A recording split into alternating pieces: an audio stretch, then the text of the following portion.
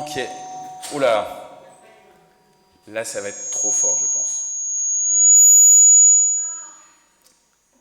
Je pense qu'il faut... Ouais, il faut remettre comme c'était avant.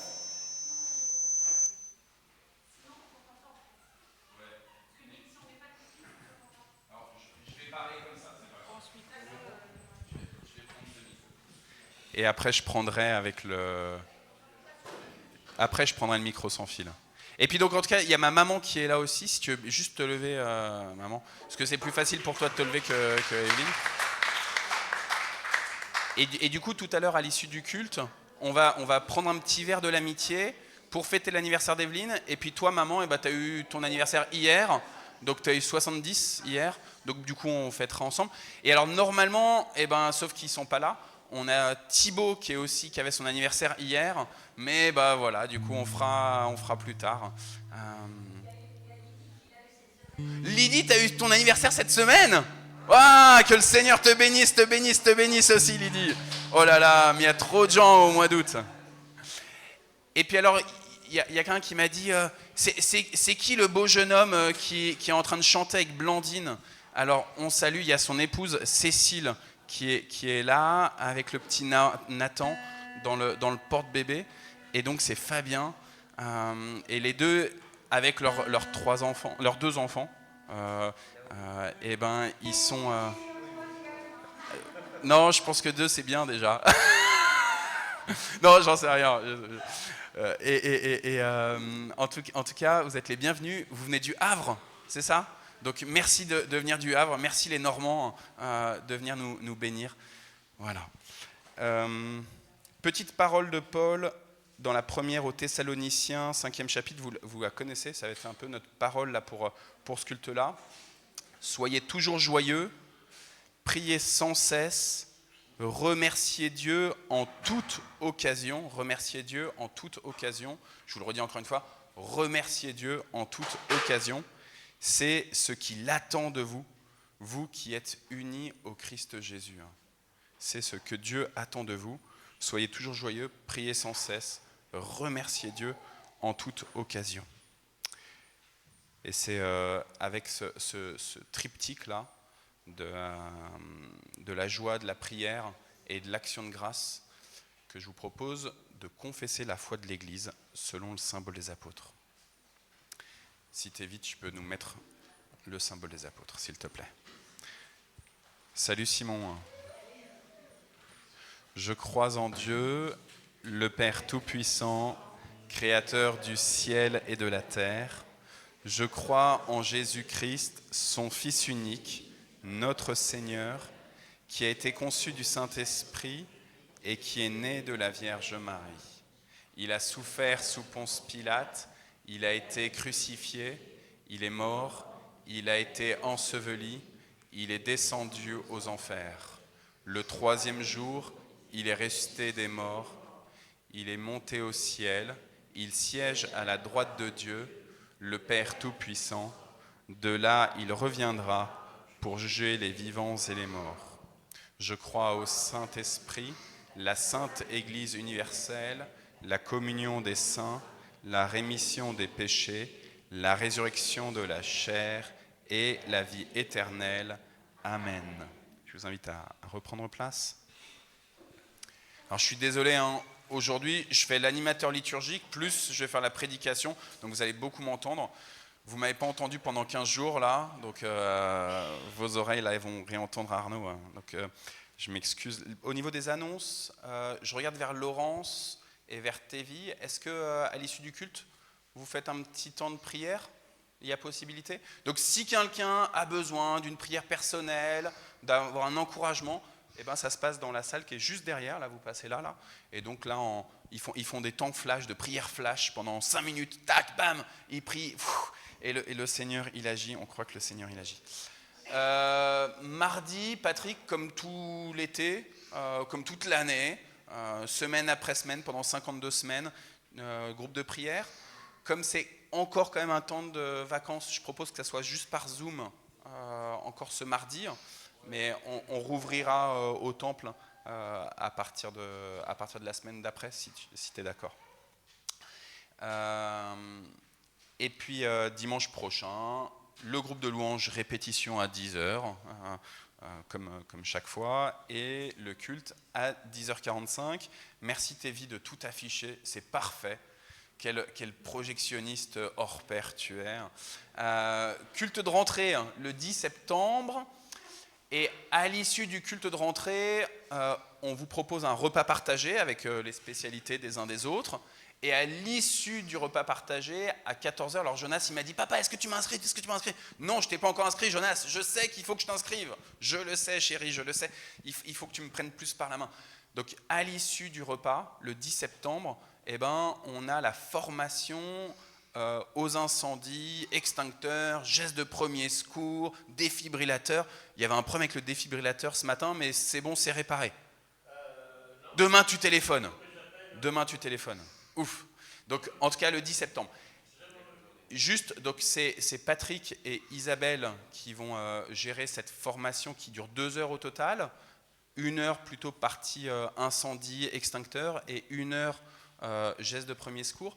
Et donc, vu le nombre de personnes qu'il y aura un groupe qui commencera incendie pendant que l'autre fait geste de premier secours, et ensuite on inverse. Donc c'est-à-dire que ça fait que 1 heure à chaque fois. C'est court, ça va être dense. Du coup, il faut s'inscrire. Parce qu'ils ont besoin de clarifier en termes de matériel, etc. Donc vous avez un QR code là, il était mauvais celui d'avant, vous pouvez flasher le QR code et il y a le formulaire, vous dites « moi je veux m'inscrire ». Je sais que Françoise t'es déjà inscrite, j'ai vu ça hier. Françoise, j'ai vu que tu étais inscrite.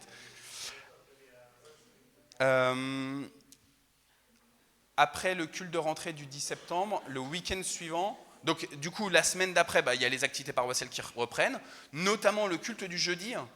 Là, Anta, je sais que ça t'a manqué. Alors, tu as le tour de la Bible en 260 jours, donc tous les jours, mais je sais que le culte du jeudi, t'y tiens. Liv, je sais que le culte du jeudi, t'y tiens. Ça reprend donc après le 10 septembre, ça veut dire vers le 15, je pense, quelque chose comme ça, 14 ou 15 septembre. Et il y aura le repas, comme on fait tous les jeudis. Alain, on verra si vous êtes encore là, sûrement à ce moment-là, ou si vous êtes déjà parti vers la Normandie, on verra. Et le 16 et 17 septembre, ce sont les journées du patrimoine.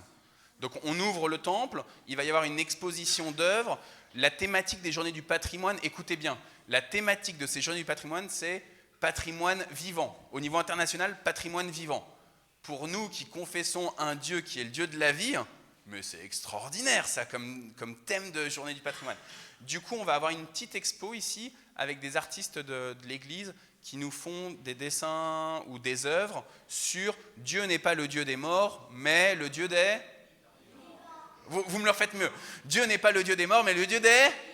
Oh là là, mais on est dans une église évangélique charismatique là. Waouh. On va... Amen. Oh là là là là, mais c'est extraordinaire. Vous m'avez manqué pendant 2 semaines là, je vais faire le show là aujourd'hui. Non, pardon Seigneur, à toi toute la gloire. Pour le 16 et 17 septembre, pour les journées du patrimoine, du coup on a besoin de bénévoles. Le vendredi, on va aménager l'exposition, on va peut-être faire un petit pot aussi pour les gens qui viennent, pour les accueillir avec un verre de jus, avec des petits gâteaux, quelque chose. Donc si vous voulez bien nous aider, et puis évidemment être sur place, ça sera de 9h30 à 12h30 le samedi, puis de 14h à 17h, et le dimanche après-midi, même chose, 14h à 17h. S'il y en a qui veulent visiter l'expo en même temps qu'il y a le culte le dimanche matin, pourquoi pas? Ils seront bénis surtout à travers vous, le groupe de louanges, parce que c'est surtout le groupe de louanges qui bénit, mais voilà. Donc on cherche des bénévoles pour assurer l'accueil. J'ai demandé à Bertrand, mais peut-être Steve, non, tu n'auras pas le temps. Mais Bertrand, il travaille sur l'histoire du protestantisme dans le Mantois et notamment l'histoire de notre temple. Donc peut-être que voilà, on aura encore des éléments par des profs d'histoire. Ça sert à ça les profs d'histoire, Steve. Hein. Ah, franchement, vous assurez. Et donc voilà, accueil. C'est vraiment une belle occasion à travers ce bâtiment de plus de 150 ans, d'amener les gens à découvrir Christ en fait, à découvrir une communauté, à découvrir Christ. Et puis il y aura dans la salle où Laurence et Thévi, tout à l'heure vous faites la prière, on va mettre le petit reportage de France 2 en boucle pendant toutes les journées du patrimoine, parce qu'en fait, ce qui est intéressant, c'est il y a Dieu, mais en fait, il y a une communauté avec des visages, quoi. Et c'est vous, et ça, c'est extraordinaire. Cathy, la semaine dernière, quand tu as animé, tu as rappelé aussi qu'il y avait cette consultation pour les caméras de vidéosurveillance. Donc la ville de Mantes-la-Jolie, elle veut installer des caméras aux abords des lieux de culte, en prévision de différents risques. Et nous, moi, quand j'ai discuté avec les gens de la mairie, j'ai dit que je ne voulais pas qu'ils nous imposent de mettre une caméra sans qu'on en parle en conseil presbytéral. Et le conseil presbytéral a dit, nous, on ne veut pas imposer ça aux paroissiens sans qu'on les ait consultés.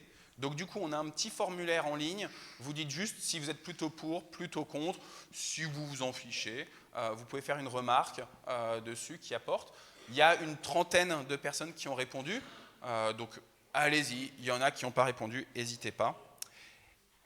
Et puis, il y a un projet, vous savez qu'on a installé des composteurs.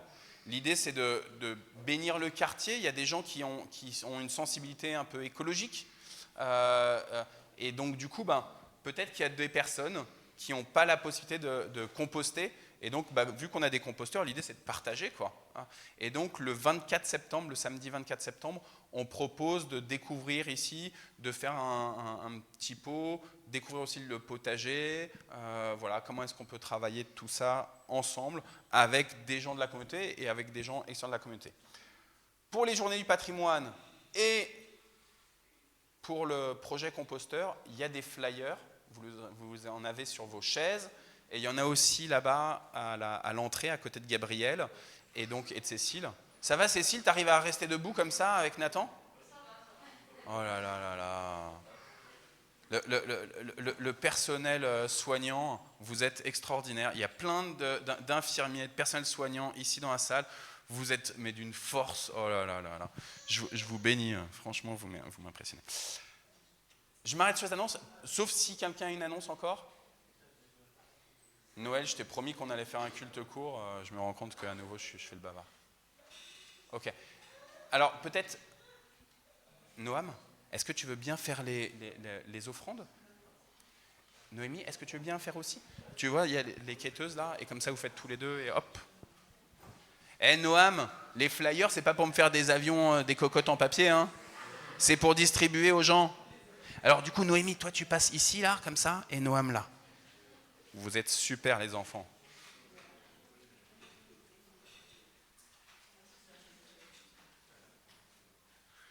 Stency, elle se dit, ça y est, je découvre Noémie, la fille de Fabien, de mon collègue Fabien.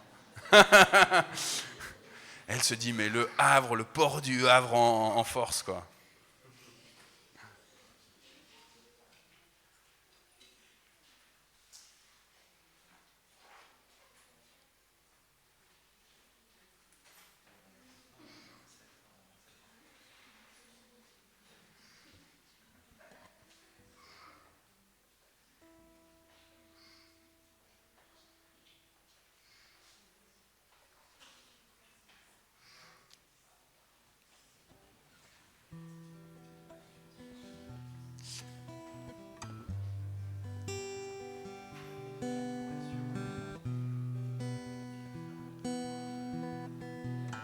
Je pense que normalement Noémie, elle est déjà passée ici. Donc normalement, ça devrait être bon.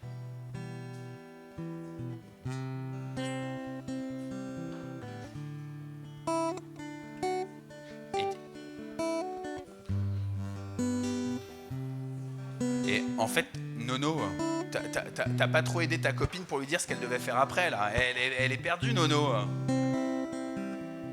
C'est les deux Nono. Moi, on m'appelait Nono aussi quand j'étais enfant. Merci Noémie, merci Noam. Je vous propose de prier. Seigneur notre Dieu, tu nous as donné des responsabilités dans ce monde pour participer à sa bonne marche. Et pour cela, tu nous as équipés de multiples talents, tu nous as permis de nous former, de nous mettre à niveau.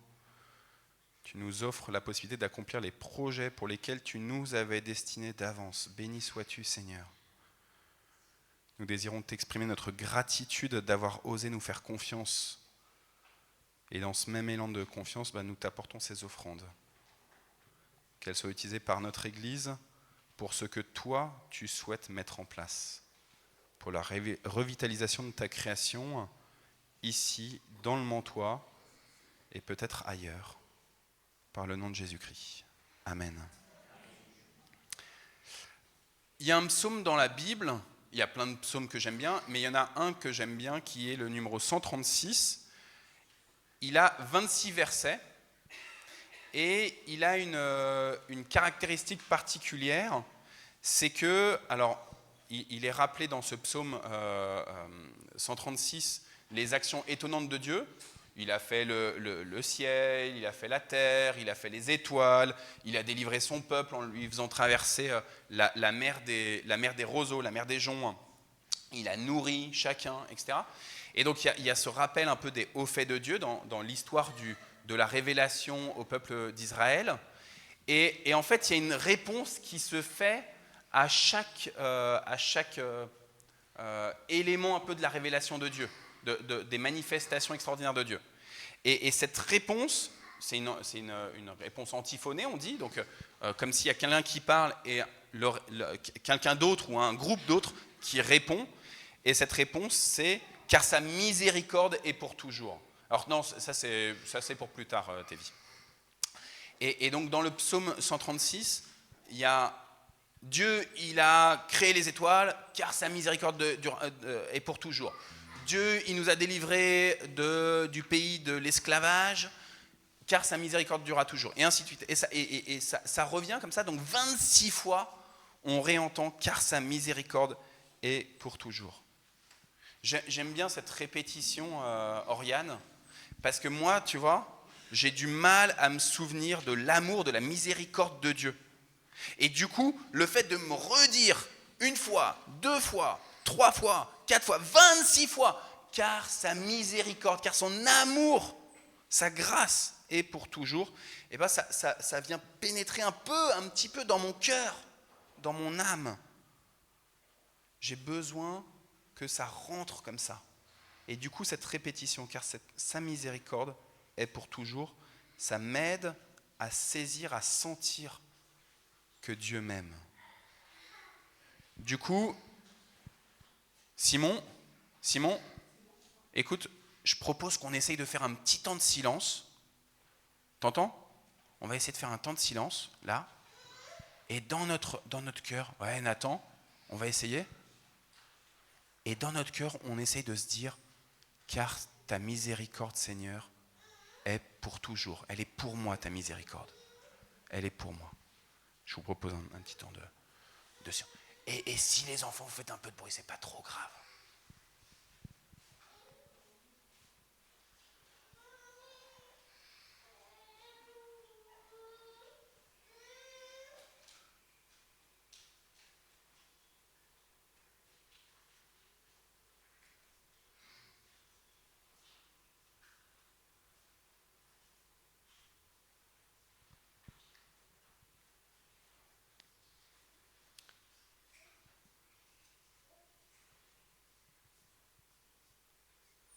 Oui, Seigneur, c'est ta miséricorde, la tienne.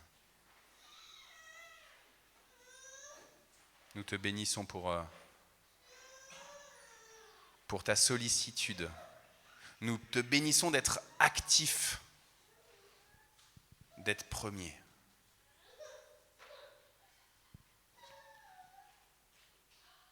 Nous te bénissons pour cette antienne, Seigneur, parce que ce n'est pas ta justice qui est annoncée dans ce psaume, mais c'est ta miséricorde. Tu fais grâce. Et Seigneur, tu as pitié. Tu vois les défaillances. Et pourtant, tu fais grâce, toi. Le Dieu saint, le Dieu 3 fois saint, le Dieu éternel, le Dieu de l'extraordinaire, le Dieu de vérité, tu fais grâce. Oui, Seigneur, et cette grâce, elle est pour toujours, infinie. Elle est pour nous infinie. Et elle est pour pour lesquels nous, on a du mal à faire grâce. Nous te bénissons, Seigneur. Nous voulons t'exprimer toute notre reconnaissance de ton indéfectible amour. Que ton esprit nous envahisse, toutes et tous, pour que nous puissions saisir pour nous-mêmes ta miséricorde et que nous puissions, nous aussi, à ton image, faire miséricorde. Par le nom de Jésus-Christ. Amen.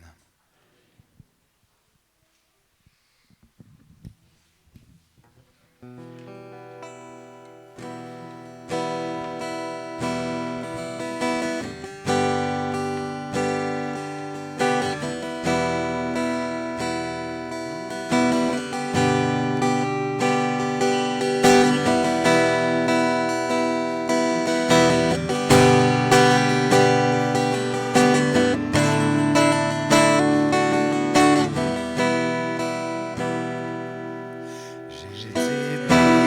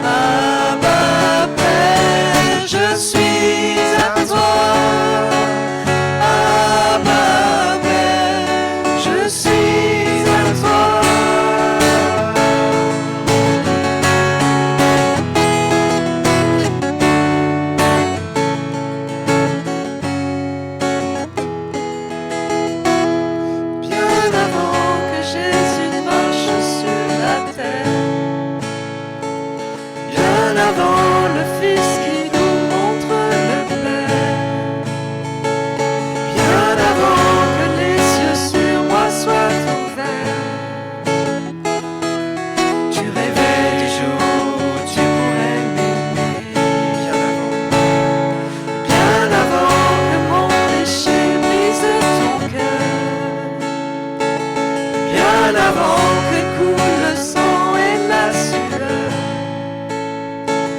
bien avant les clous de froid et la douleur. Tu rêvais du jour où je pourrais t'aimer. Tu rêvais du jour où je pourrais t'aimer. Abba Père, je suis à toi. Abba Père, je suis à toi. Abba Père, je suis à toi.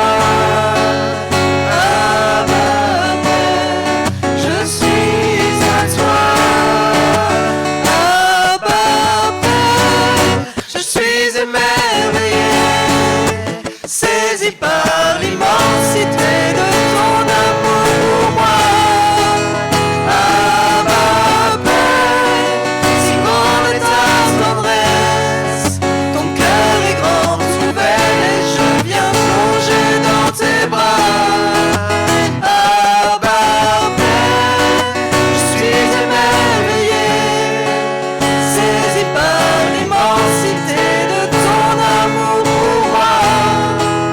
Abba Père, si grande est ta tendresse, ton cœur est grand ouvert et je viens plonger dans tes bras. Abba Père, je suis à toi. Abba Père, je suis à toi. Abba Père, je suis à toi. Abba Père, je suis à toi.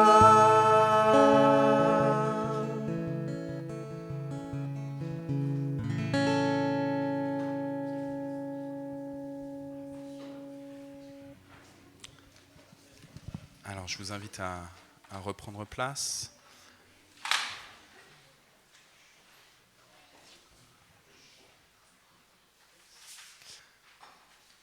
On a l'habitude de prendre un temps pour exprimer des actions de grâce juste avant le culte. Il y a Guillaume qui m'a dit j'ose pas, mais je pense qu'il faut que je dise quelque chose que j'ai vu dans quelque chose qui m'a touché dans ma relation avec le Seigneur, qui a stimulé quelque chose. Donc peut-être qu'il y en a d'autres qui ont des actions de grâce, mais je propose, si vous voulez bien les enfants, amener le micro à Guillaume.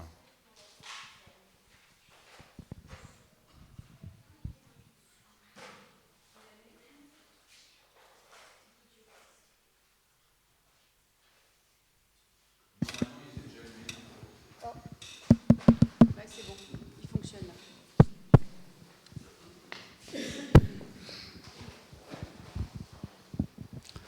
Bonjour. Bonjour, vous m'entendez? Oui, ça a l'air de marcher. Alors certains savent parmi mes frères et sœurs qu'il y a 4 ans, 5 ans, je me suis retrouvé en état de mort aux urgences. J'ai vécu une expérience de mort imminente, je suis passé de l'autre côté. J'y suis resté 3 jours. Au bout des 3 jours, j'étais monté en neurologie. La cervelle était censée avoir grillé. Je faisais 12 crises de convulsions à l'heure. Ma femme est passée, me visiter comme tout le temps qu'elle pouvait me consacrer, et a priori aurait laissé une bouteille d'eau sur la table de chevet. Dans un bref moment de lucidité que j'ai eu, j'avais soif, j'ai tendu le bras, j'ai bu la bouteille. Je dis mais qu'est-ce qu'elle est ronce, elle est horrible. Qu'est-ce qu'ils m'ont posé comme saloperie sur le buffet? Bon, l'infirmière chef passe, elle me dit bah vous avez l'air d'aller mieux. Donc j'étais entravé, j'étais attaché. Bah, je dis ça serait gentil de me détacher un peu. On dit bah oui mais vous allez vous sauver. Ah, j'ai dit non.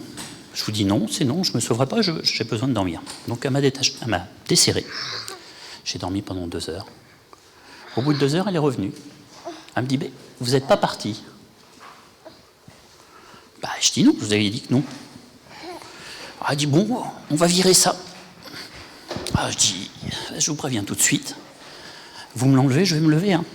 Je vais aller me doucher, me laver, me raser. Parce que je suis souillé, ou plein de souillures, comme vous voulez. Ma femme, quand elle est revenue me visiter le soir, il devait être 19h, alors que j'étais inconscient depuis 4 jours, 5 jours. Ben, j'étais assis dans le fauteuil de l'hôpital et je regardais la télé. J'étais assis, rasé, propre, tout, nickel. Plusieurs jours après, j'ai appris que c'était une bouteille d'eau de Lourdes. Et quelques temps après, oui, j'ai bu toute la bouteille. Hein. Ça aurait été du vin, ça ne serait pas descendu si vite. Et quelques jours après, quand je suis rentré chez moi, j'ai commencé à lire la Bible. Voilà ce que je tenais à partager avec vous. Donc, Ce que peut-être qu'il y en a qui n'ont pas bien entendu le début, c'est-à-dire que concrètement, tu étais dans un temps où... J'étais mort. Alors, j'ai vécu une mort physique. Ce qu'on appelle une expérience de mort imminente. C'est spirituel ou cartésien en fonction des esprits. Et puis après, quand je suis remonté physiquement en état, la cervelle était censée avoir grillé. Enfin, en grosse partie bien endommagée en tout cas. Je suis revenu. Bon. Il me manque peut-être une case encore aujourd'hui, mais c'est mon truc en plus. En tout cas, tu es avec nous. Voilà. J'ai cherché longtemps. Donc voilà ce que j'avais à...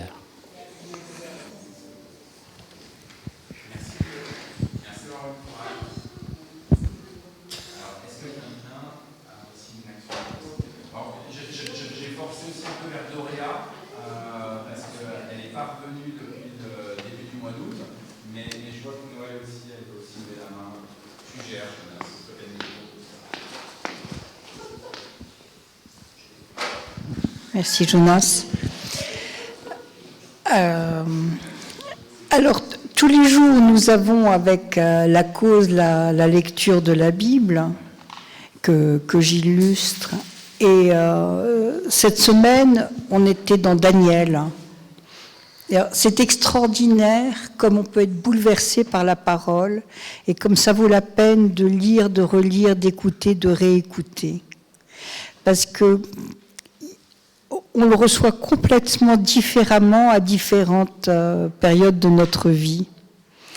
Et j'avais jamais réalisé encore à quel point Jésus est présent dans le livre de Daniel. Et j'ai été tellement bouleversée, tellement émue par cette parole que normalement, comme on fait 3 chapitres par jour, je fais un dessin tous les 3 chapitres, que j'ai décidé que j'allais faire un dessin par chapitre. Voilà. Mais c'est quand on lit Daniel, alors selon dans la nouvelle français courant, Dieu t'aime, dans la Louis II, homme bien-aimé. Et cet amour de Dieu qui est annoncé déjà comme ça dans l'Ancien Testament, c'est tellement extraordinaire.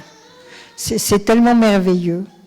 Et en fait, ces dessins que je fais, je veux dire, chaque fois pendant que je le fais, je repense à la parole, je pense à la parole tout en dessinant. Et c'est un privilège énorme que nous avons d'avoir la Bible et de pouvoir nous laisser bouleverser par cette parole de vie.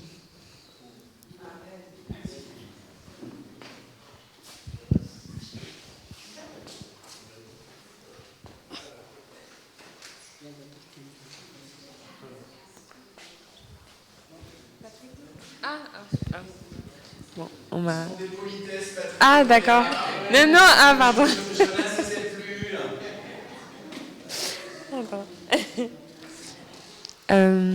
Pour ma part, j'ai vraiment été bénie par le Seigneur tout ce mois d'août.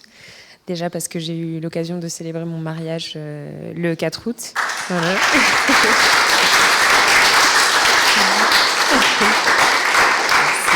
Merci beaucoup. Avec toute ma famille, ça s'est très bien passé. J'ai vraiment ressenti la présence de Dieu.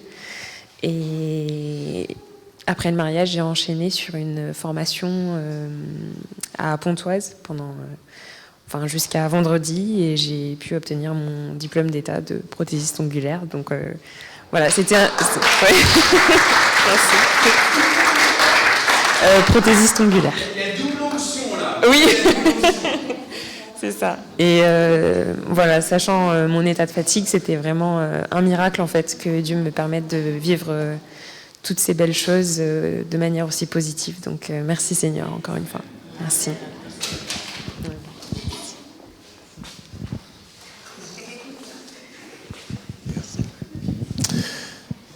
Moi, je prie beaucoup parce que je rends grâce à Dieu d'avoir permis d'avoir Noël dans notre communauté. Parce qu'elle fait des dessins merveilleux, avec un amour énorme. Et chaque fois que je regarde ces dessins, je ressens tout l'amour que Dieu peut nous offrir chaque jour. Alors gloire à Dieu et gloire à toi aussi.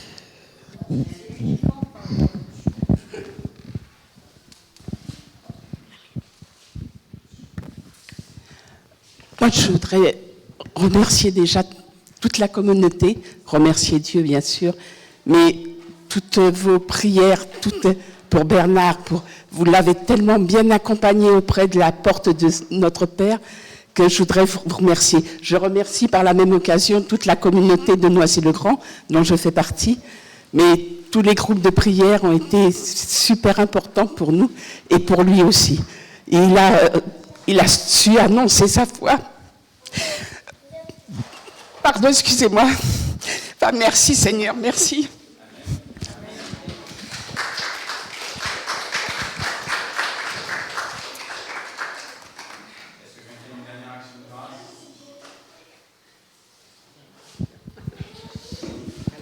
Ben moi, je remercie le Seigneur parce que entre deux chimios, mon frère a pu venir avec nous en Bretagne.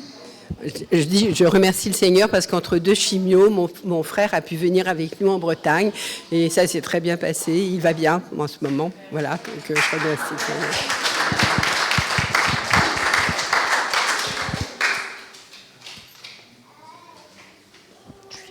Merci Jonas, t'es un amour. Et en tout cas, voilà, c'est vrai que ton frère fait partie aussi des sujets de prière, des personnes pour qui, mardi après mardi, le groupe de prière, il prie. Et on rend grâce vraiment du fait qu'il ait eu tant de qualité avec ton mari et toi, avec Christian et toi. Et Françoise, t'as eu de plus en plus l'habitude maintenant d'oser prendre le micro. Et ça, pour moi, ça c'est une action de grâce. Je le dis régulièrement, parce que t'as souvent été... Il y a quelqu'un qui veut prendre ? Annie, tu veux ? T'es balancé par Cathy.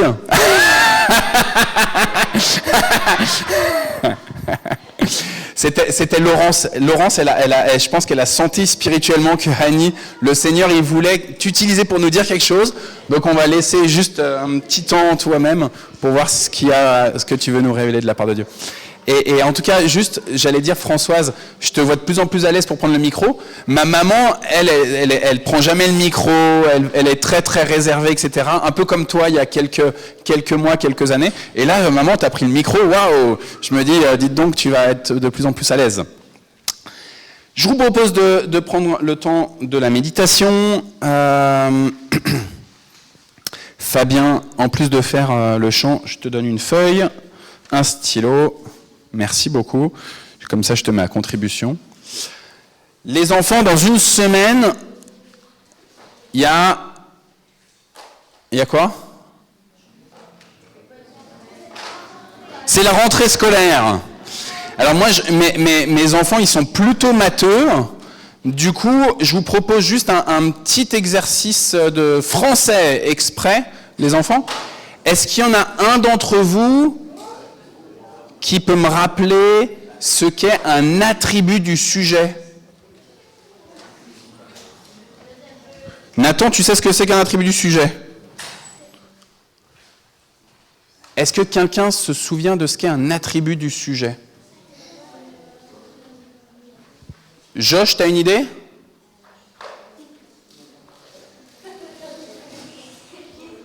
T'es aussi un peu matheux, hein, je pense. Est-ce que quelqu'un... Personne... Gab? Non? Alors, Cécile, c'est une grande enfant. Est-ce que tu te souviens... Non, c'est très bien, c'est parfait, parce qu'il faut les aider un petit peu. Cécile, c'est quoi un attribut du sujet?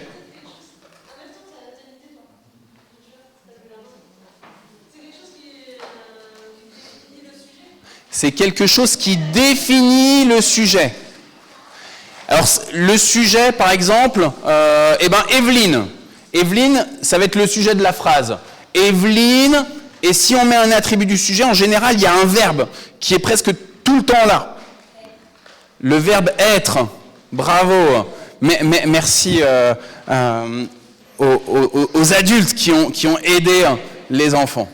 Et donc, du coup, l'attribut du sujet, par exemple, je dis Evelyne. Evelyne est une presque doyenne. Evelyne est une sœur dans la foi. Evelyne est ce que vous voulez. La doyenne des femmes. Parce que du coup, c'est ton papa le doyen des hommes. T'as raison. Question maintenant, les enfants, et c'est là où j'ai besoin de toi, Fabien, pour écrire. Dans la Bible, ou dans notre relation avec Dieu, on peut dire Dieu est quelque chose. Donc on donne des attributs à Dieu. Et alors là, les enfants, mais peut-être les adultes aussi, ce serait quoi les attributs de Dieu? Qu'est-ce qu'on pourrait dire? Dieu est quoi? Bon. Tu vas réussir à noter? Ou sinon, Cécile, c'est toi qui notes, et voilà. Voilà. Bon. Bon, gentil, puissant. Alors, il faut que Cécile, elle puisse réussir à noter. Donc, bon, gentil, puissant, miséricordieux. Lumière, Dieu est lumière. Oh là là, il y en a qui ont un œil un peu... qui regarde les choses. Dieu est saint. Fidèle. Grand. Omniprésent. Amour. Compatissant. Ça va trop vite à l'écrit.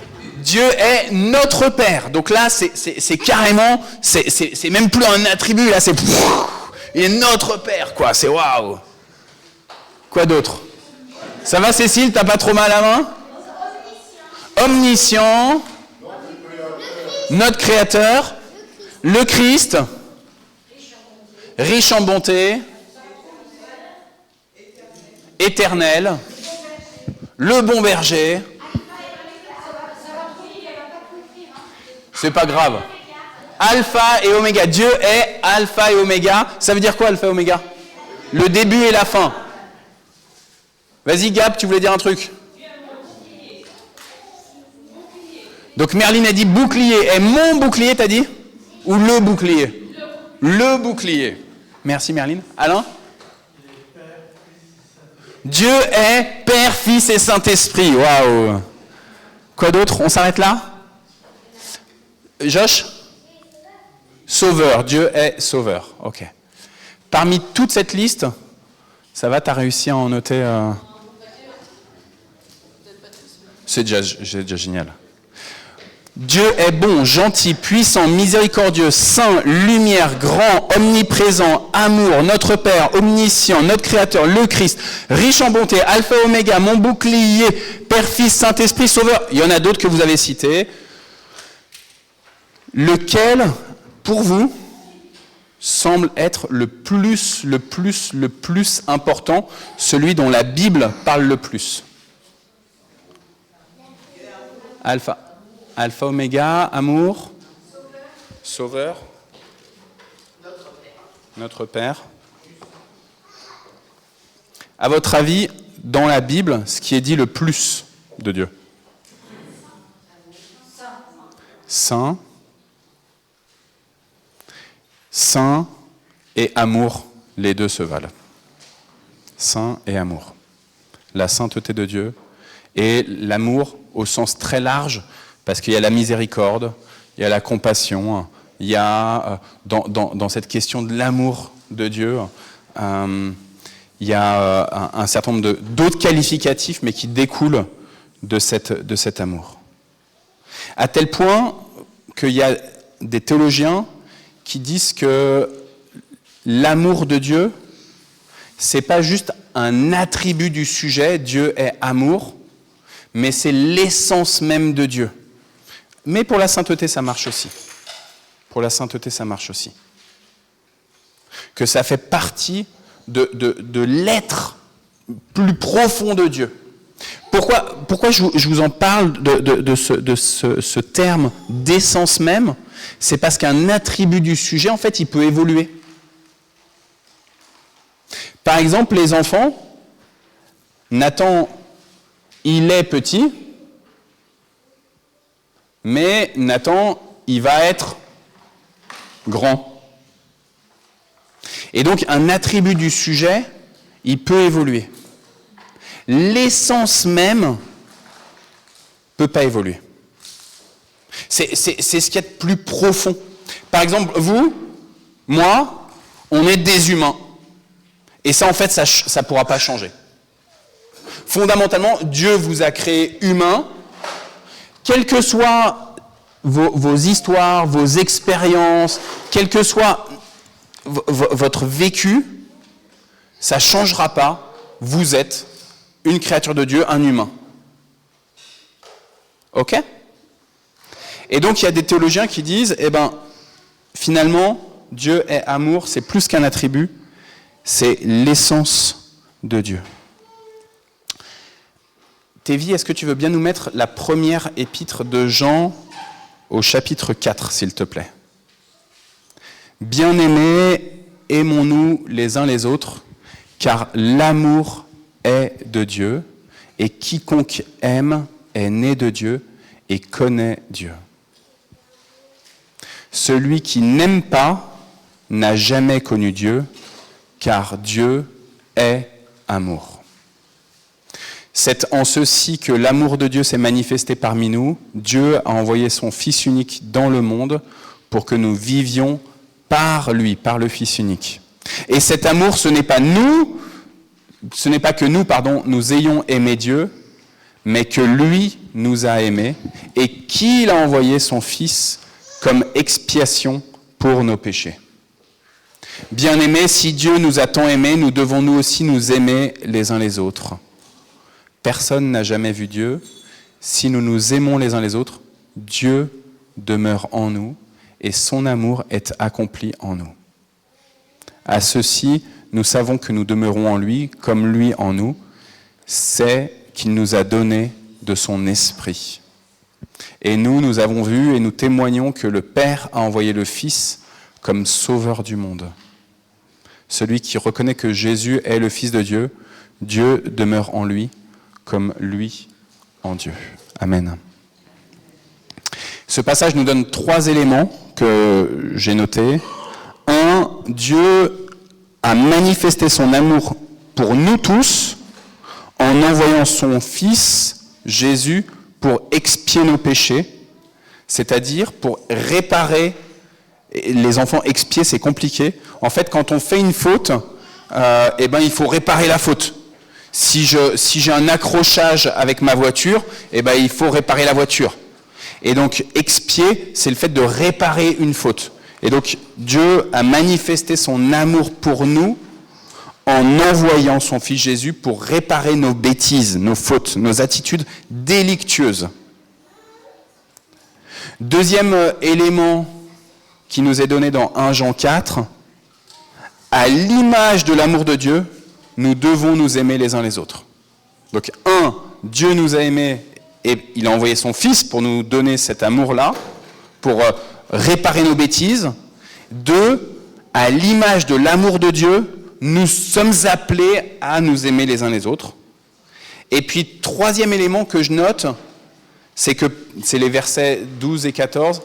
Personne n'a jamais vu Dieu, mais nous avons vu le Fils comme sauveur. Personne n'a jamais vu Dieu, mais nous avons vu le Fils comme sauveur. Sœurs et frères, ce passage, comme plein d'autres passages de la Bible, il pose une petite difficulté pour moi. Il y a quelque chose qui me dérange. Et avec humilité et toute transparence, je vous le partage.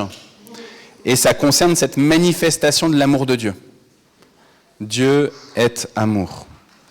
Quand je lis la Bible, pour moi, la Bible, elle est vraiment parole de Dieu, donc elle est vraie.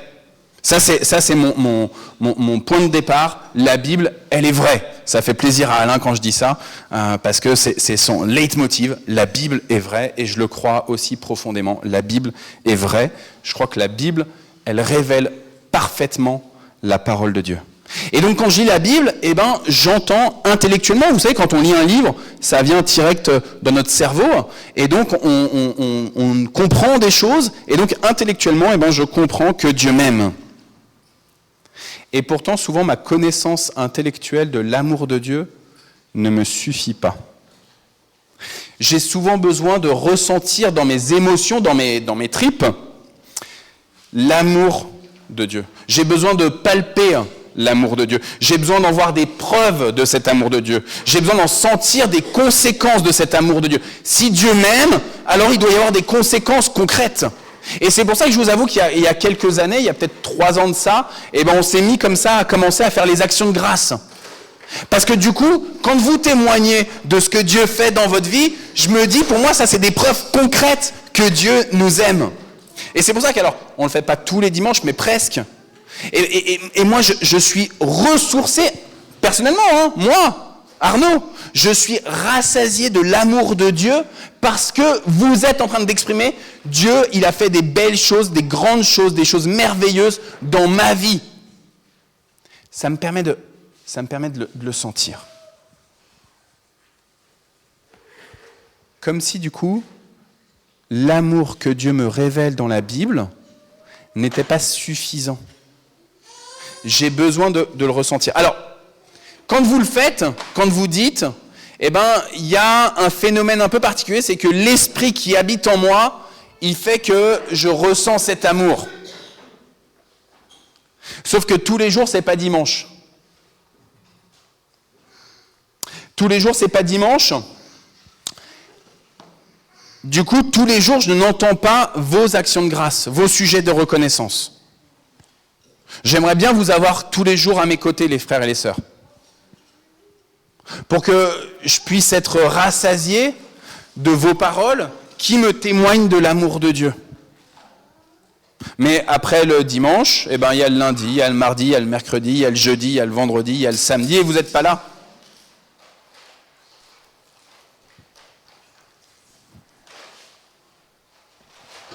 Quelle preuve que Dieu m'aime, que Dieu est amour pour moi. Samuel, comment s'appelait la maman de Samuel de la Bible ? Anne, bravo, merci. Ouf, c'était la question piège. Mais ça va, il a fait une école biblique, c'est bon, il maîtrise. Anne, épouse d'Elkana,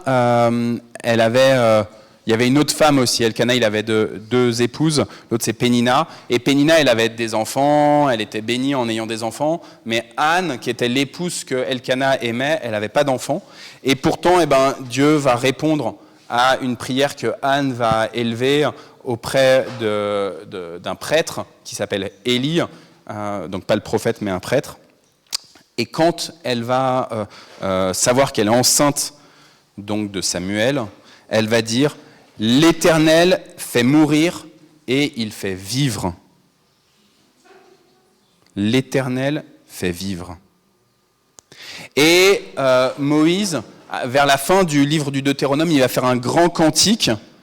Et dans son grand cantique, dans Deutéronome 32, il va dire « Le Seigneur jugera son peuple, mais il aura pitié de ses serviteurs en voyant que leur force est épuisée et qu'il n'y a plus ni esclaves ni hommes libres. Il dira, où sont leurs dieux, leurs rochers qui leur servaient d'abri, ceux qui mangeaient la graisse de leurs sacrifices, qui buvaient le vin de leur libation, qu'ils se lèvent, qu'ils vous secourent, que ce soit là une protection. » C'est tous ces dieux-là. Maintenant, dit Dieu, voyez que c'est moi, oui moi, et qu'il n'y a pas de Dieu avec moi, c'est moi qui fais mourir et qui fait vivre. C'est moi qui fracasse et qui guérit. Personne ne délivre de ma main. Dieu délivre, Dieu guérit, et plus encore, vous l'avez entendu avec Anne, vous l'entendez là, à travers le cantique de Moïse, Dieu donne la vie. Voici une action de Dieu pour toi. Un témoignage de son amour pour toi. En fait, c'est que ce matin, tu es là. C'est que ce matin, tu es en vie. Dieu, il t'a donné la vie. Il pourrait t'appeler, hein ? Il peut t'appeler n'importe quand. Mais ce matin, à nouveau, Dieu a dit, j'ai envie que tu sois en vie. Dans ce monde, dans cette période particulière. Il aurait pu te donner la vie il y a 1000 ans, il aurait pu te donner la vie dans 1000 ans, mais il te veut en vie aujourd'hui, maintenant. Peut-être tu as une maladie, peut-être que tu te dis, j'en ai plus pour très longtemps, mais en tout cas, aujourd'hui, Dieu t'a donné la vie. Et ça, frères et sœurs, pour moi, c'est une preuve, une première preuve de l'amour de Dieu. Le matin, merci Seigneur pour cette vie que tu me donnes. Je sens ton amour. Je sens que tu es vraiment un Dieu d'amour. Alors ça, c'est quand on va plutôt bien dans sa tête. Quand on n'est pas en dépression, quand on n'est pas en burn-out, globalement, quand ça va à peu près. Mais pourtant, il y a des fois, et je ne sais pas à cause de quoi exactement ça arrive, mais il y a des fois, on ne respire pas, on n'hume pas la vie. Il y a des fois, on respire plutôt la querelle, l'affliction, la détresse, le désappointement. Excusez-moi du terme, on broie du noir. Et dans ce cas-là, on n'est pas dans une action de grâce de « Merci Seigneur pour la vie, alléluia, Dieu t'es amour !» Vous voyez ? On ne voit pas la vie en rose. De la même manière que là, en ce moment même, vous êtes tous en train de respirer, on est tous en train de respirer, et on ne choisit pas l'air qu'on respire. Il y a des moments comme ça, on ne choisit pas vraiment cette respiration de vie. Et même si on essaie de se mettre dans les bonnes dispositions, vous savez que les orthodoxes, ils ont ce qu'on appelle la prière du cœur. Et donc les orthodoxes, les chrétiens orthodoxes, ils répètent comme une respiration, d'ailleurs au rythme de leur propre respiration, ils répètent une phrase dans leur tête. Sans cesse. Normalement, chez les orthodoxes, il y a cette prière du cœur, ils sont amenés à s'y habituer, à le travailler, et finalement à être en relation sans cesse avec le Seigneur, en faisant cette prière. C'est toujours une même phrase. Tout à l'heure, on disait « car son amour dure à toujours, car son amour est pour toujours ». Ils ont une phrase comme ça, la prière du cœur. « Seigneur Jésus, aie pitié de moi ». Ils répètent cette phrase-là. « Seigneur Jésus, aie pitié de moi ». Seigneur Jésus, aie pitié de moi. Seigneur Jésus, aie pitié de moi. Alors là, je le fais à voix haute, mais eux, ils le font dans leur tête. Dans la pratique orthodoxe, normalement, il y a cette prière du cœur. Mais même quand on a ce type de pratique de piété, on ne choisit pas réellement l'air qu'on respire. On ne choisit pas exactement l'eau. Tout à l'heure, quand on va faire le petit verre de l'amitié et qu'on va faire les anniversaires, en fait, vous ne savez pas exactement toute la composition, même dans le jus qu'on va servir. Vous ne savez pas les fruits, ou comment ils ont grandi, vous ne savez pas s'il y avait des pesticides ou pas de pesticides, même sur des fruits où il y a marqué que c'est bio. Vous ne savez pas tout de ce que vous ingérez. Et du coup, il y a des fois où malgré tout, malgré le fait que Dieu me donne la vie, pour une raison que j'ignore, ça ne va pas. Et j'arrive pas à dire à Dieu, Dieu, tu es amour, parce que tu m'as donné la vie. Alors du coup, j'ai un autre passage à vous proposer, dans 1 Corinthiens chapitre 4. Donc c'est Paul qui écrit à la communauté de Corinthe. « Je ne vous écris pas cela pour vous faire honte, mais vous êtes mes enfants très aimés, alors je veux vous avertir. En effet, même si 10 000 personnes vous apprennent à vivre avec le Christ, vous n'avez pas plusieurs pères. C'est moi qui vous ai donné la vie. » C'est Paul qui parle. « C'est moi qui vous ai donné la vie, celle du Christ Jésus, en vous annonçant la bonne nouvelle.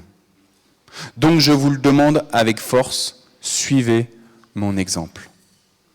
Et pour cela, je vous envoie Timothée, mon fils très aimé et fidèle dans le Seigneur. Il vous rappellera les règles qui me guident dans ma vie avec le Christ. C'est cela que j'enseigne partout, dans toutes les églises. Certains ont pensé que je n'allais pas revenir chez vous, et ils se sont vantés de cela.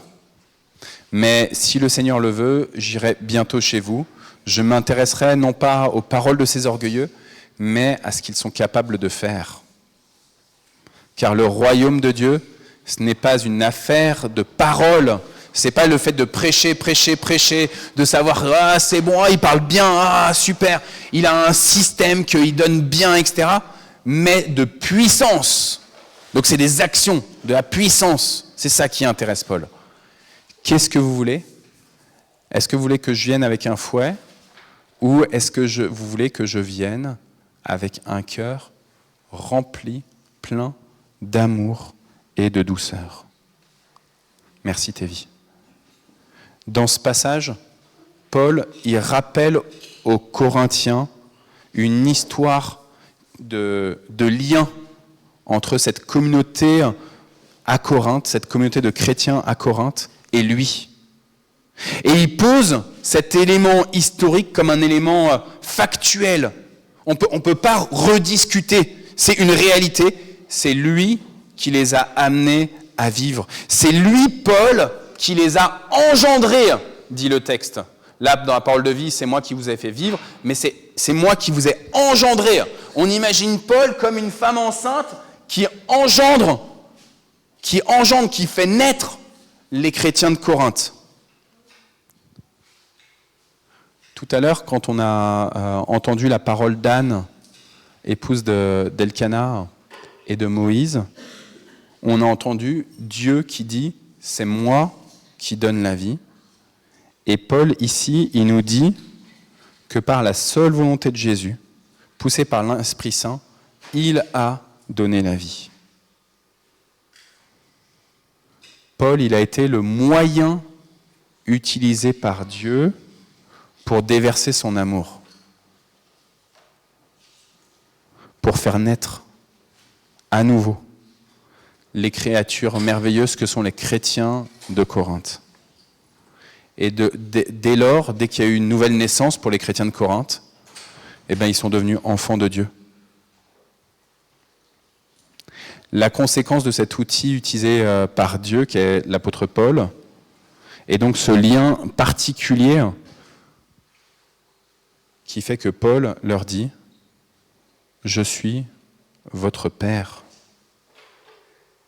Et du coup, la conséquence de ce « Je suis votre Père », c'est « Reconnaissez-le et soyez fidèles à ce que je vous ai enseigné ». Reconnaissez-le que je suis votre Père et soyez fidèles à ce que je vous ai enseigné.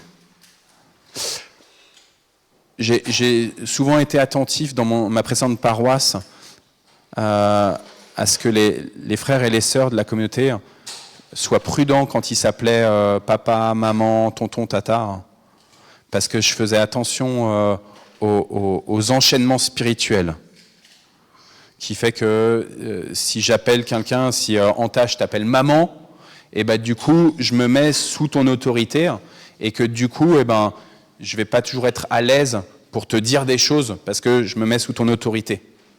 Et donc, dans ma précédente église, j'avais une problématique particulière, c'est que les gens, culturellement, ils s'appelaient tous papa-maman. Et c'était un beau signe de reconnaissance pour dire une sagesse, une autorité, le souhait que les enfants reconnaissent une autorité aux autres adultes. Vous savez, y a tellement souvent où on va être méfiant sur la parole d'un autre adulte à l'égard de notre enfant. Si quelqu'un dit quelque chose à Naoum alors que moi je suis là, machin, je vais dire « Oh, qu'est-ce que tu dis à Naoum là c'est moi le papa, c'est à moi de dire de quoi tu te mêles là hein ?» Et dans cette communauté à Noisy-le-Sec, c'était merveilleux parce qu'on reconnaissait une autorité à tous les parents et il n'y avait pas de concurrence en ce sens. Mais du coup, il y avait une problématique quand même d'enchaînement spirituel qui fait que les enfants qui étaient nés là, dans cette église, du coup, ils avaient du mal à oser confronter ce qui n'était pas toujours ajusté. Parce que c'est pas parce qu'on est un sage, un ancien, qu'on est toujours ajusté. Hein. On peut être un ancien et faire des erreurs. Et donc, j'étais très vigilant et je rappelais régulièrement la parole de Jésus qui dit « N'appelez personne sur terre Père, car un seul est votre Père. » N'appelez personne sur la terre maître, car un seul est votre maître.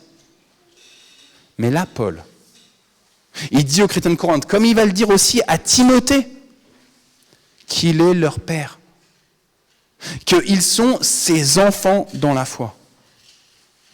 Et du coup, là, en fait, frères et sœurs, si le matin, j'arrive pas à me mettre en tête que la vie que j'ai, c'est un beau cadeau de Dieu qui me révèle son amour. Si la vie que j'ai là ce matin, c'est trop bien, parce que c'est Dieu qui m'aime et que c'est pour ça que j'ai la vie, un encouragement, c'est de me dire, qui sont mes parents dans la foi ? Qui sont ceux qui m'ont amené, comme Paul a amené les chrétiens de Corinthe à connaître Jésus ? Qui sont ceux qui m'ont amené à reconnaître Dieu. Et alors, quand je commence à essayer de penser à ceux qui ont été avec une grande influence, ou peut-être une toute petite influence, j'ai un commandement qui me vient en tête. 4e commandement, 5e si vous suivez le décalogue selon Luther. Non, 5e ou 4e commandement selon Luther, c'est l'inverse. Tu honoreras, merci Elisabeth, tu honoreras ton père et ta mère. Et du coup, quand je pense à ceux qui m'ont fait cheminer à rencontrer Christ dans mon passé,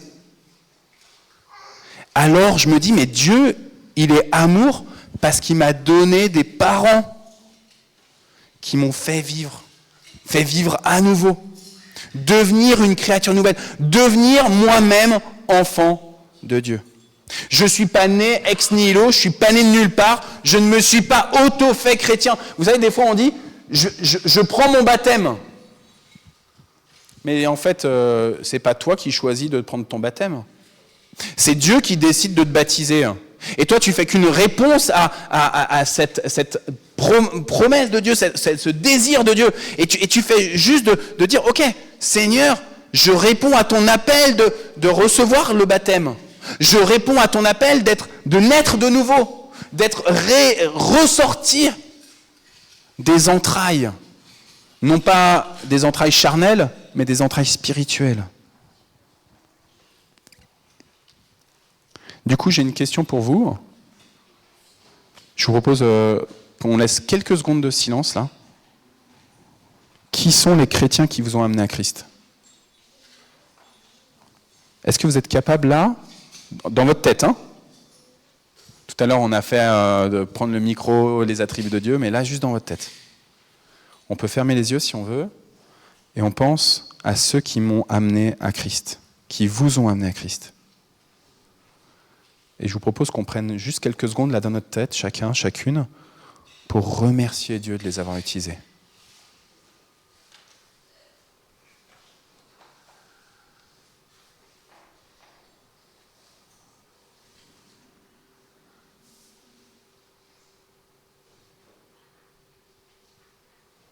Certains parmi vous, c'est leurs parents biologiques. D'autres, c'est juste une simple connaissance, un ami, quelqu'un de passage.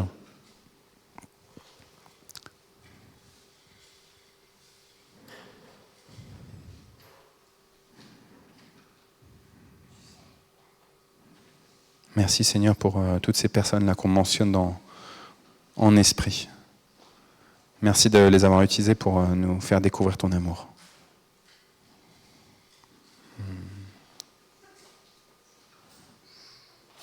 Et alors, c'est pas tout, frères et sœurs.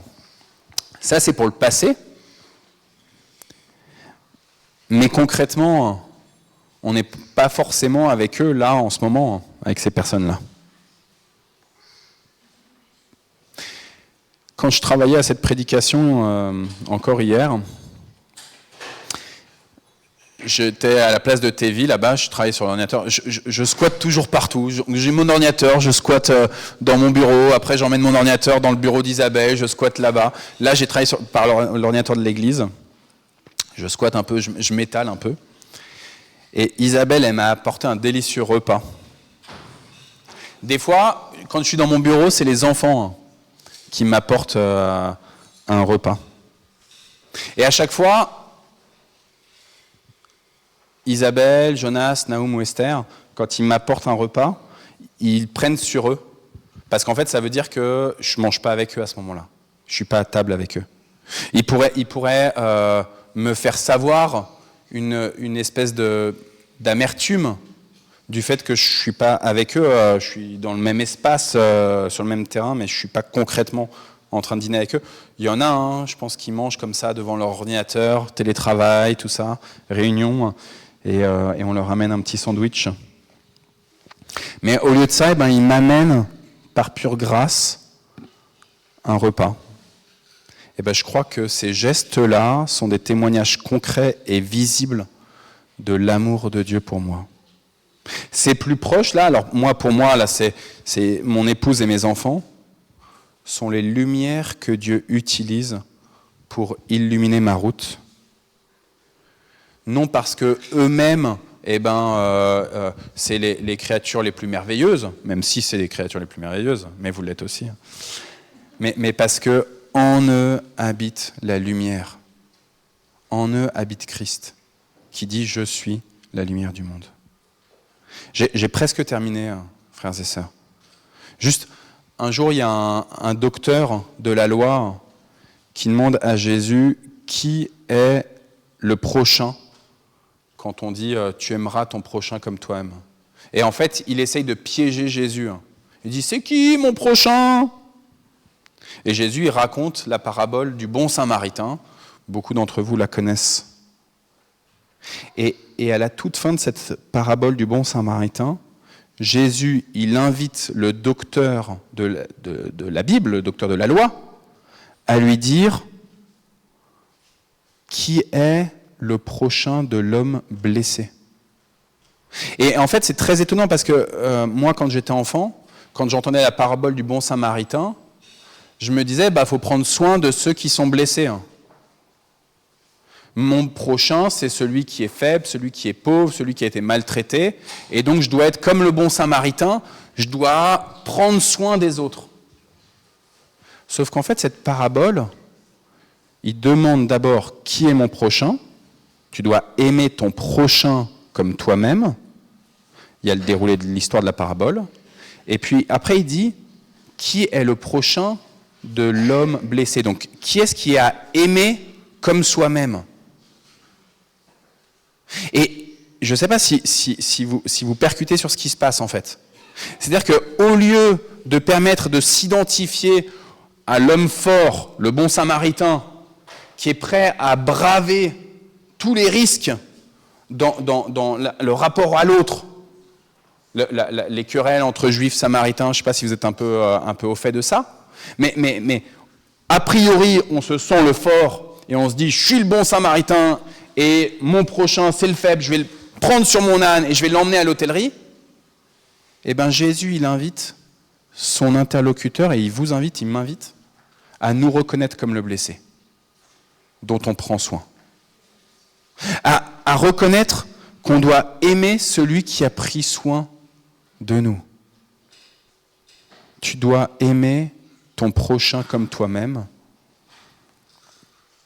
Tu es cet homme blessé. Et tu es appelé à aimer, à reconnaître celui qui vient au-devant de toi pour prendre soin de toi. En se laissant aimer par nos prochains, on palpe, on ressent l'amour de Dieu lui-même. Et conséquence, on peut exprimer reconnaissance à ces personnes-là qui viennent prendre soin de nous. Et on peut ensuite dire, mais à Dieu seul la gloire. C'est-à-dire que c'est par l'Esprit Saint qui t'a animé que tu es venu vers moi et que tu as pris soin de moi qui était faible et pauvre, qui était maltraité, qui était attristé, affligé. Du coup, je conclue enfin. Grâce à vous, chers amis, vous là, aujourd'hui, là, dans ce temple, et ceux qui sont sur Facebook, Marilène, on souhaite un bon anniversaire à Loeva aussi. Je ne savais pas qu'elle était du 27 août comme Evelyne. Donc, bon anniversaire à Loeva. Que vous soyez ici dans le temple ou que vous soyez sur Facebook. Grâce à vous et à qui vous êtes, je sais que Dieu m'aime. C'est quelque chose que régulièrement on se dit avec Isabelle. On est tellement bénis d'être ici, dans ce temple de Mantes. En fait, on a l'impression de rien faire et juste d'être au bénéfice de votre présence, de votre amour. On vient et en fait on se reconnaît régulièrement comme des pauvres en esprit, des pauvres en talent, des pauvres en tout. Et on voit combien vous êtes riches en bonté, en charisme pour nous faire du bien. Et du coup, je vous dis merci, sœurs et frères. Et puis d'autre part, je voudrais vous le dire à chacune et à chacun. Si aujourd'hui tu ne ressens pas l'amour de Dieu, si ce matin quand tu t'es levé, tu t'es pas dit « Ouais, super, j'ai la vie et c'est la vie grâce à Dieu, Nathan. Ouais, alléluia !» Offre la possibilité à ta communauté ici, à ta famille, de prendre soin de toi, de te connaître, de t'aimer. Car je crois que Dieu, il veut utiliser cette église-là pour prendre soin de toi. À Dieu seul soit la gloire. Amen. Il est bavard, non ? C'est presque la fin du culte. On fait un chant de louange, une prière, bénédiction et un dernier chant, et voilà, c'est terminé. Encore un quart d'heure vous tenez, et ça va être bon. Il fait chaud, hein ? On s'est plaint à Mantes, dans le Mantois, qu'il faisait pas très chaud en ce mois d'août, mais là, fou !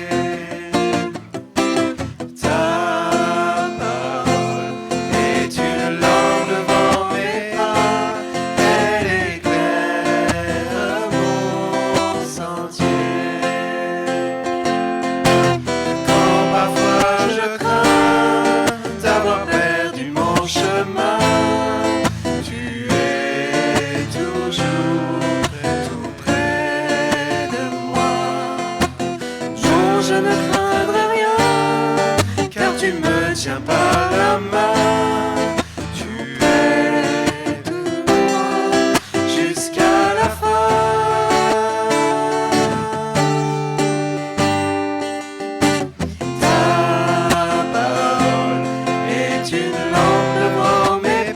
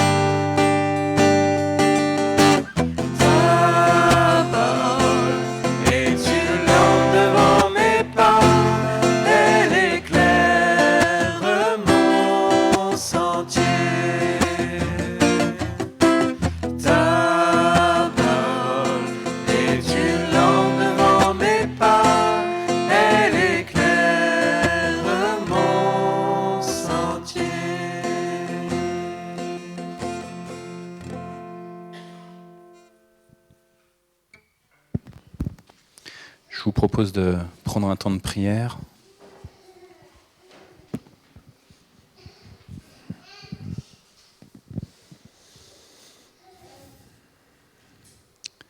Seigneur notre Dieu, nous entendons que tu es un Dieu d'amour. Nous voulons te supplier, Seigneur, pour tous ceux qui ne se sentent pas concrètement aimés. Les isolés, les endeuillés. Nous voulons te remettre notre sœur Tsilane en particulier.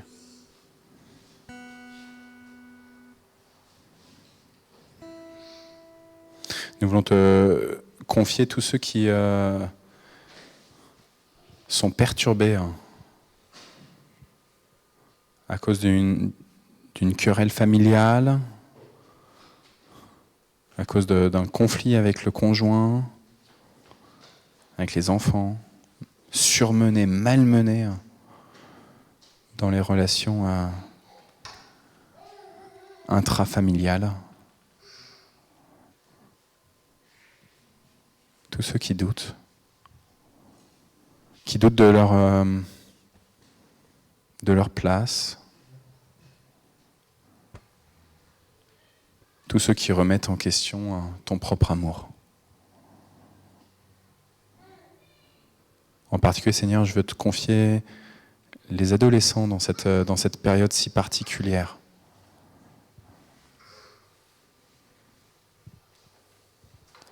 On veut te supplier, Seigneur, pour ceux qui sont persécutés, qui sont harcelés, ceux qui angoissent quant à la reprise scolaire.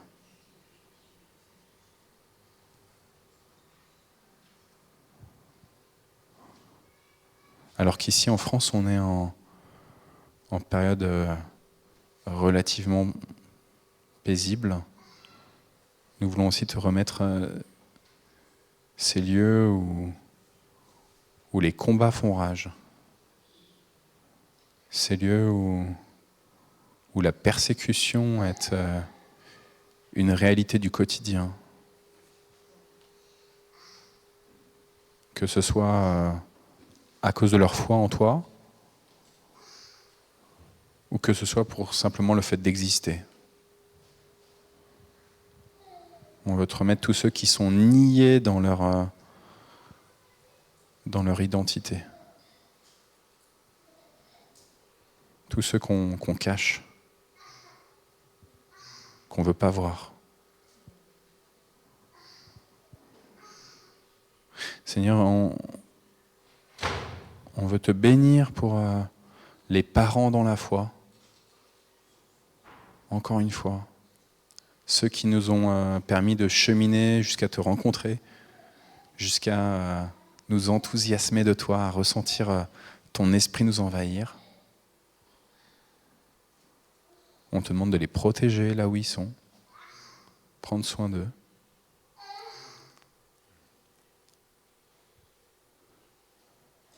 On veut te bénir pour ceux dont on a conscience qu'ils sont nos enfants dans la foi,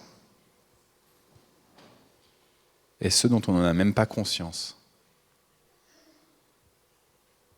Seigneur, merci pour faire de nous, de chacun d'entre nous, avec nos balbutiements, avec notre foi pas toujours très systématique, très, très claire en termes de dogme et de doctrine, pas toujours parfaite bibliquement. On veut te confier, Seigneur, toutes ces personnes qui se sentent impactées par notre vie, nos belles œuvres. Seigneur, que toute la gloire te revienne. C'est toi qui donnes la vie, c'est toi qui es l'amour. Et tout à l'heure, dans les attributs de Dieu, Seigneur, on a entendu que tu étais notre Père. Il y a quelqu'un qui a dit ça. Dieu est notre Père. Et donc on veut te supplier avec ces mots que Jésus, le Seigneur, il nous a enseigné, qu'il a enseigné à ses disciples et qu'ils nous ont transmis jusqu'à nous aujourd'hui. Notre Père qui es aux cieux, que ton nom soit sanctifié, que ton règne vienne, que ta volonté soit faite sur la terre comme au ciel. Donne-nous aujourd'hui notre pain de ce jour, pardonne-nous nos offenses, comme nous pardonnons aussi à ceux qui nous ont offensés. Et ne nous laisse pas entrer en tentation, mais délivre-nous du mal, car c'est à toi qu'appartiennent le règne, la puissance et la gloire pour les siècles des siècles. Amen. Frères et sœurs, je pense que vous commencez vraiment à avoir soif. Vivement qu'on aille prendre le verre de l'amitié, Evelyne, qu'on aille fêter tes presque 90 ans, parce que là, ça commence à vraiment faire chaud et soif. Recevez du coup la bénédiction de Dieu à travers ces versets de la lettre de Paul aux Colossiens, chapitre 3. Que la paix de Christ dirige vos cœurs. Merci de nous bénir, Simon, avec ta guitare, avec ton petit ukulélé. Que la paix de Christ dirige vos cœurs.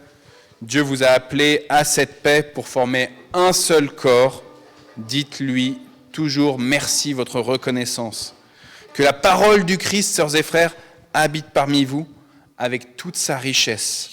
Donnez-vous des enseignements et des conseils avec toute la sagesse possible. Remerciez Dieu de tout votre cœur en chantant des psaumes, des hymnes et des cantiques qui viennent de l'Esprit Saint. Tout ce que vous pouvez dire ou faire, faites-le au nom du Seigneur Jésus, en remerciant par lui Dieu le Père. Et peut-être qu'on peut se lier un peu les uns aux autres, là, non ? Ça peut être pas mal. On se donne la main, c'est ça ? Donc je vous propose qu'on se fasse un cercle et on se donne la main les uns les autres.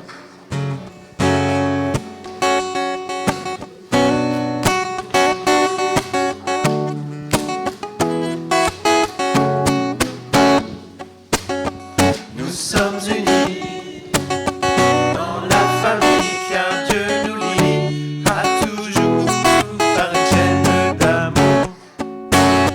Concitoyens, nous sommes les siens car Dieu nous lie à toujours par une chaîne d'amour. Et chacun des maillons dans l'épreuve tiendra bon, lié à toujours par une chaîne d'amour. Et chacun des maillons dans l'épreuve tiendra bon, lié à toujours par une chaîne d'amour. Nous sommes unis dans la famille car Dieu nous lie à toujours par une chaîne d'amour. Concitoyens, nous sommes les siens car Dieu nous lie à toujours par une chaîne d'amour. Et chacun des maillons dans l'épreuve tiendra bon, lié à toujours par une chaîne d'amour. Et chacun des maillons dans l'épreuve tiendra bon, lié à toujours par une chaîne d'amour. Et chacun des maillons dans l'épreuve tiendra bon, lié à toujours par une chaîne d'amour.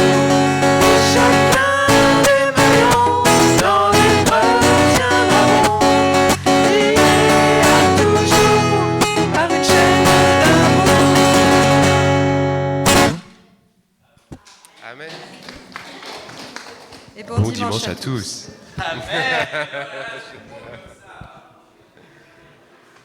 C'est la phrase que j'ai toujours rêvé de dire. Je sais pas, c'est des chants féminines qui le disent. Si je dis, c'est pas juste. C'est magnifique. C'est un plaisir.